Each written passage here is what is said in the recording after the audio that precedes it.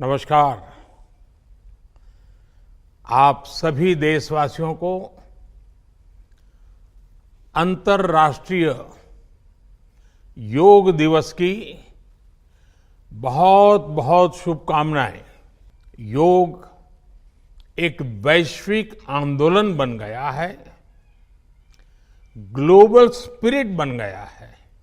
योग के इस अनूठे सेलिब्रेशन में देश दुनिया के करोड़ों लोगों का इतने सहज स्वरूप में शामिल होना योग के प्रसार और प्रसिद्धि को, उसके महात्म्य को उजागर करता है।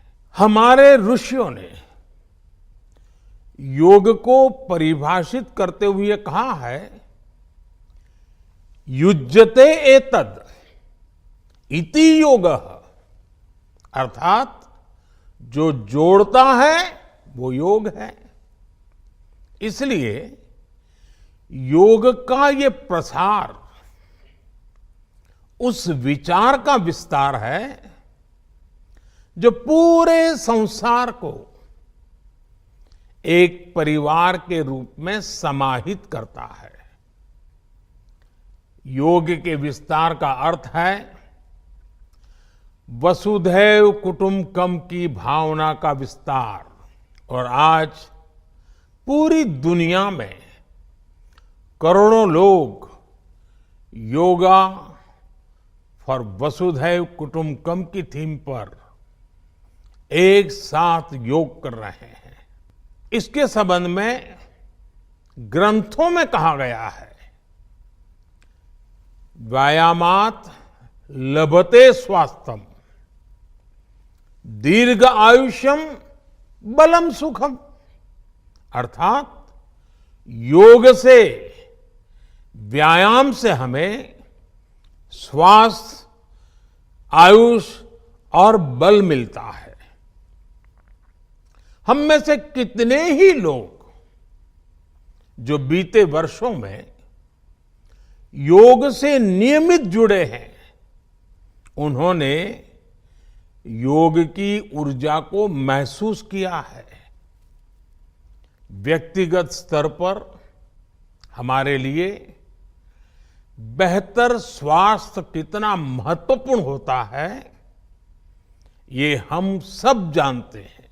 योग एक ऐसे स्वस्थ और सामर्थ्यशाली समाज का निर्माण करता है जिसकी सामूहिक ऊर्जा कई गुना ज्यादा हो जाती है।